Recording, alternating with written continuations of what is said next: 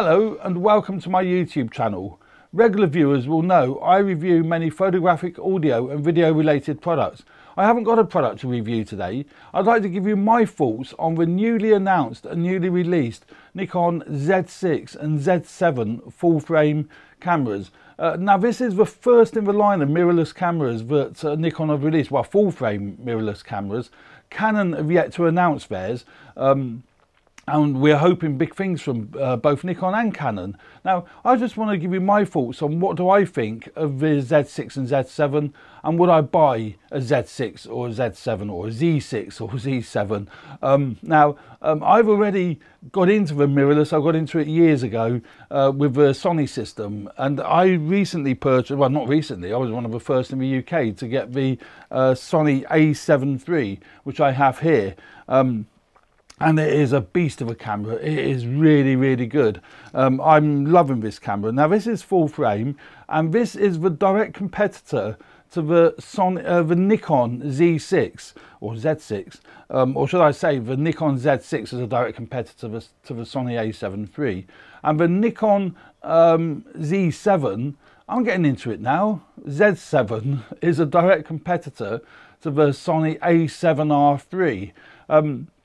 Now the Nikon Z6 is that's a 24.5 megapixel sensor. This is a 24.2 megapixel sensor. So, you know, in real terms, they're pretty much exactly the same.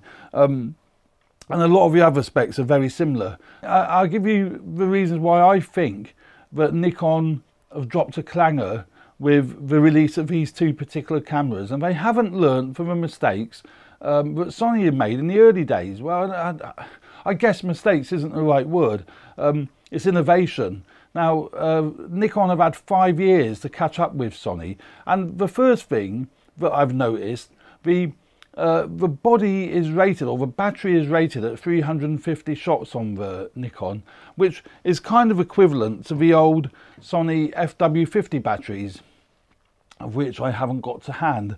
But the Sony FW50 batteries, which is what was in the first A7, the A7S2, the A7R2, which is what I'm filming with, didn't last very long at all. You needed several batteries just to get through even half a day's filming or half a day's photo shoot. And what have Nikon done? They've put the same battery in as good as their previous Nikons take, and they have adapted it, so it is a little bit better apparently, but it's rated at 350 shots. Now I'm hoping in the real world it actually will produce a lot more than that, but the Z battery that goes in, Z battery that goes in the Sonys, it's quite a chunky battery, and that, wow, crikey me, I've got well over 1,000 images, probably 1,500 images off one battery, and video, hour and a half, something like that.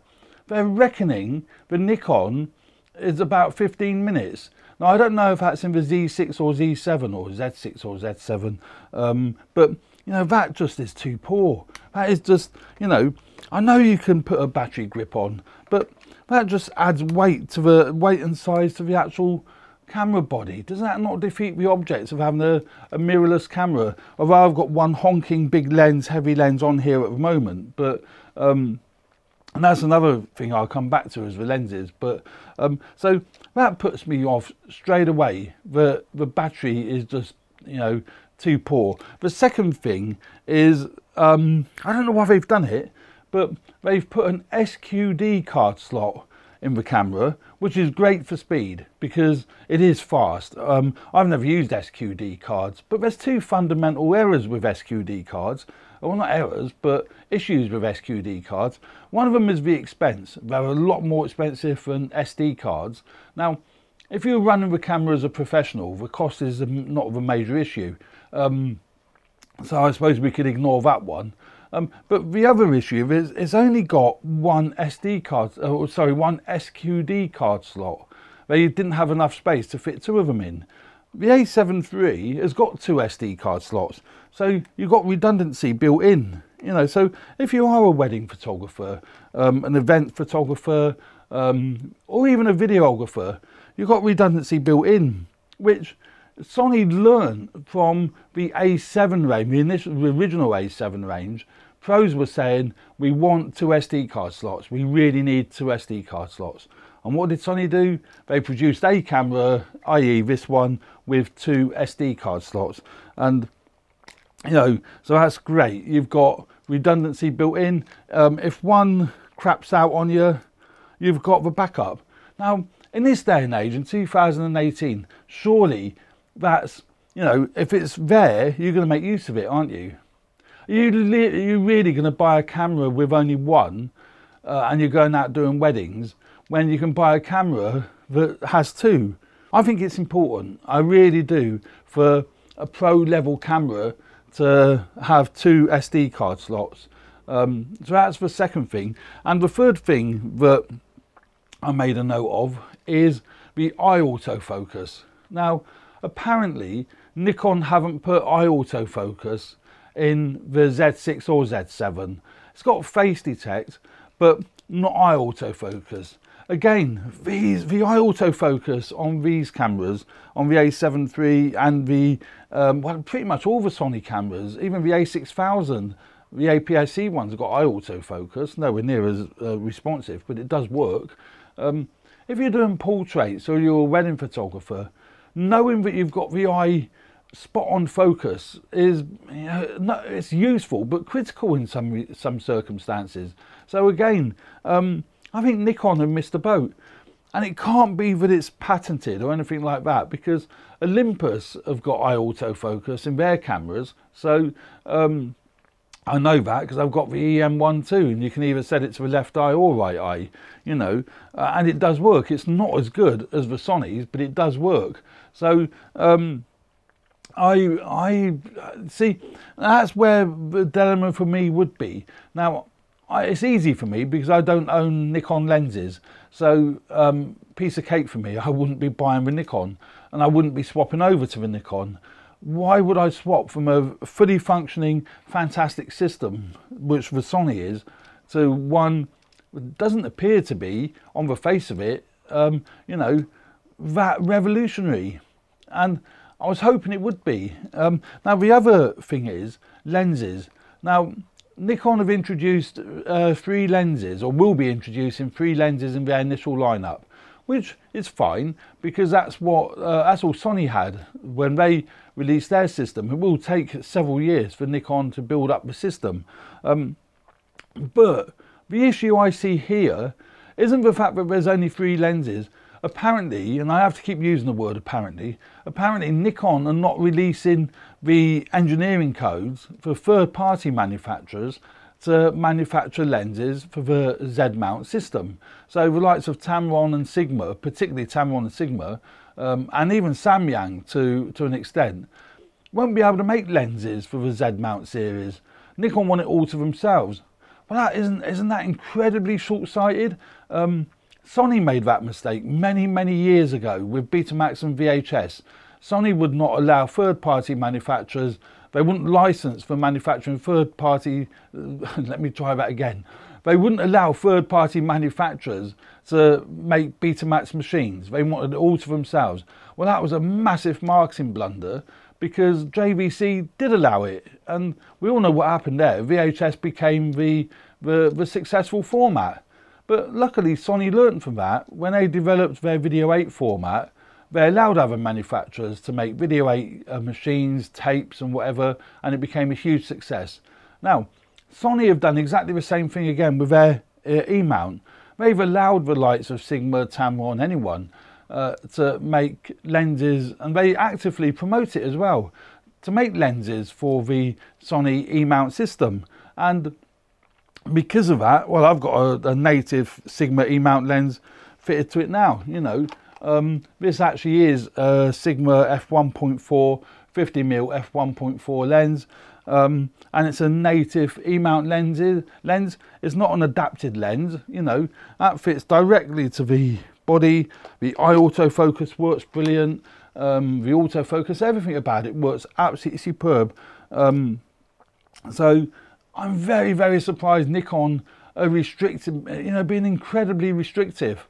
Now that will reduce the number of lenses they can produce, and it will reduce you know, the number of people that are going to move over to the Nikon system.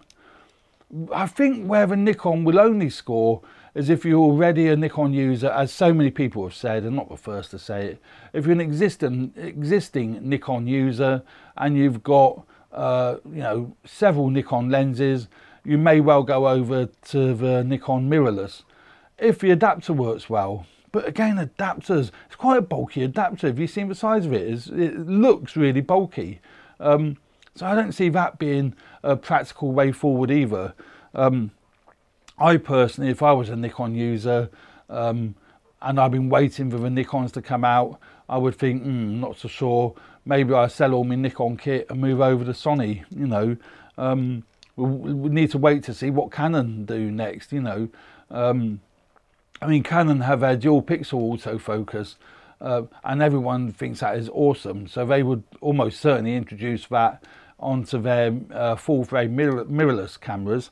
So yeah, in a nutshell then, what do I think of the Nikon cameras? Yeah, they look nicely made, you know, well built, typical Nikon heritage and quality, but I think it's the three fundamental things that they've got wrong, which is poor battery life, one card slot, which I think is a major one, and the well, the lenses, you know, not enough lenses on release, and also not allowing third-party manufacturers to make the lenses, and no eye autofocus, which I use all the time. If I'm doing a portrait, the eye autofocus on this, hit the back button, boom, the eye auto snaps the eye, and you know, snaps the eye into focus, and you're there. So there you go. That's my thoughts on the Z6 and Z7. I genuinely don't think the Z6 is a direct competitor to the Sony A7 III. Also, one more thing that is really bizarre, with the Z6, they reckon that's going to sell for 2,099 quid in the UK, which is fine, but the A7 III sells for 2,000 quid. So it's 100 quid less, which isn't you know, a big deal, but it's actually cheaper and it's got better features. I genuinely think it's got better features. So there you go. No, I won't be swapping to Nikon at any given time.